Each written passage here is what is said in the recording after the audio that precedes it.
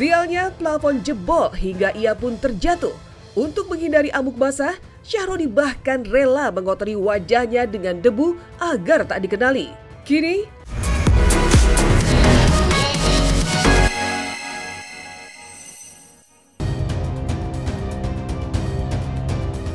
menepi dari sorotan sidang cerai para selebriti, berikutnya yang kini tengah viral adalah kemunculan anggota Dewan Nonaktif Ahmad Syahroni yang akhirnya muncul untuk pertama kalinya pasca penjarahan rumahnya akhir Agustus lalu. Ya, di rumahnya di kawasan Tanjung Priuk, Jakarta Utara, Crazy Rich Priuk ini menceritakan detik-detik mencekam saat ia bersembunyi di atas plafon kamar mandi demi menyelamatkan diri. Sialnya, plafon jebol hingga ia pun terjatuh. Untuk menghindari amuk basah, Syahroni bahkan rela mengotori wajahnya dengan debu agar tak dikenali. Kini, sang Crazy Rich Priuk itu mengaku sudah ikhlas dan pasrah, bahkan jika saat itu harus kehilangan nyawa. Jadi ada 3 orang Bapak Ibu menghampiri di kamar mandi, ngelihat saya dan bertanya sama saya. Kebetulan muka saya kasih debu dan sebelumnya saya ngumpet di atas plafon. Plafonnya nggak kuat, saya jatuh. Akhirnya plafonnya saya hancurin sekalian, tapi pintu kamar mandinya saya buka. Saya 1 jam pertama duduk, Bapak Ibu, sudah berserah diri kepada Allah Subhanahu Wa Taala. Kalaupun hari itu saya meninggal, saya udah ikhlasin.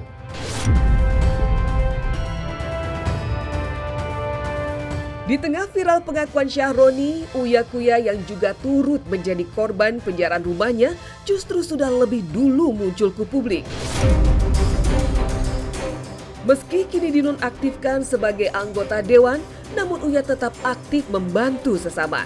Seperti kemarin, suami Astrid, Kuya, terlihat menyalurkan bantuan bagi korban banjir di Kemang, Jakarta Selatan, termasuk membantu memperbaiki musola terdampak. Kini, publik pun bertanya-tanya, benarkah Uya masih ingin melanjutkan karir politiknya setelah peristiwa penjarahan itu? Benarkah Uya juga siap hadir di sidang kasus penjarahan rumahnya yang kini sudah berjalan?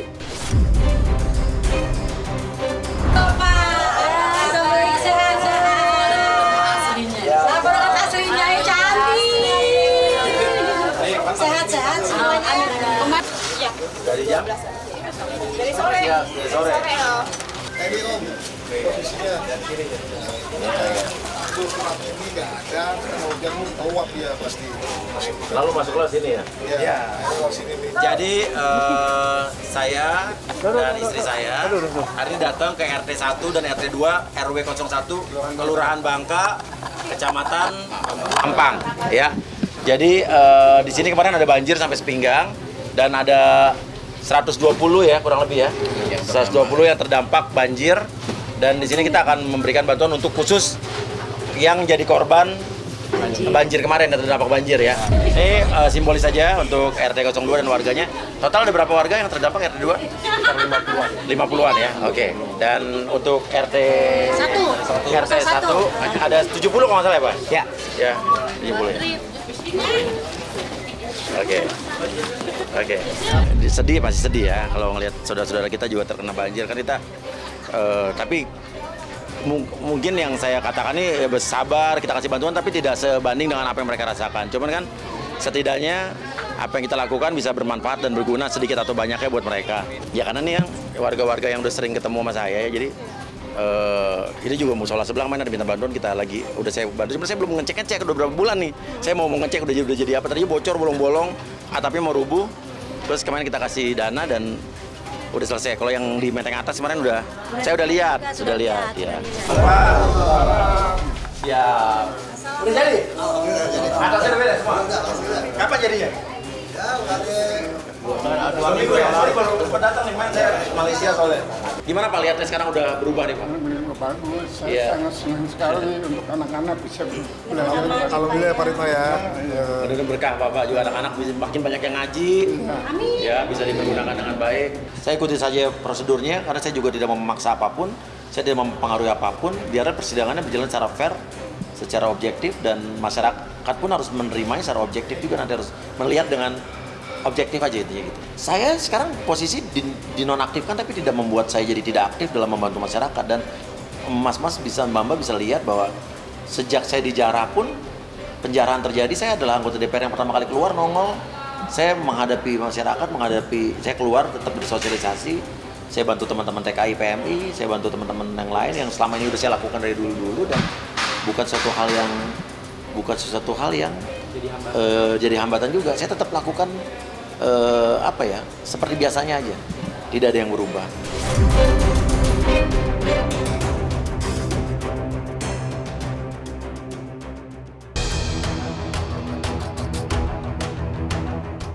Pemirsa Silet RCTI meninggalkan viral pengakuan Ahmad Syahroni pasca penjara rumahnya.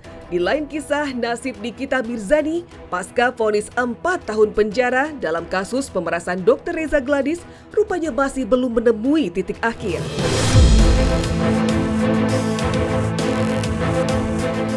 Ya, tak terima dengan vonis putusan, Nikita akhirnya resmi mengajukan banding kemarin. Langkah itu cukup mengejutkan, lantaran saat sidang vonis selesai dibacakan 28 Oktober lalu, Nikita justru terlihat tertawa santai.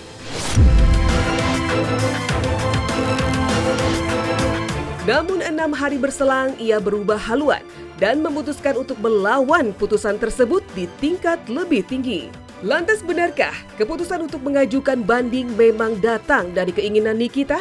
Apalagi di saat Mail, sang asisten, memilih untuk menerima vonis dan tidak mengajukan banding? Soal putusan 4 tahun biasa aja. Soal putusan 4 tahun biasa aja. Ada kekeliruan terkait daripada putusan yang sudah diputuskan kemarin ya. Kami sempat datang ke rutan, terus kami berdiskusi, dan akhirnya kita ingin mengajukan upaya hukum banding. Ya, kasus kali ini pun menambah daftar panjang rekam jejak hukum Nikita, di mana ia telah 4 kali keluar masuk penjara. Mulai dari kasus perkelahian di Kemang tahun 2012 yang berujung vonis 5 bulan penjara, pelemparan asbak ke Dipo Latif dengan hukuman 6 bulan penjara, pencemaran nama baik terhadap Dito Mahendra di tahun 2022 yang membuatnya ditahan 20 hari. Hingga kasus laporan Reza Gladys yang menjadi proses hukum terpanjang selama 8 bulan dan berujung vonis paling berat sepanjang karirnya. Lantas seperti apa tanggapan pengacara kondang Hotman Paris Hutapea dan Firman Chandra sebagai praktisi hukum? Benarkah keputusan Nikita untuk banding dapat mematik kemungkinan hukuman yang dijatuhkan akan lebih berat dari sebelumnya? Kalau saya sih jangan banding. Cuma masalahnya jaksa juga banding. Kalau saya sih jangan banding, ya.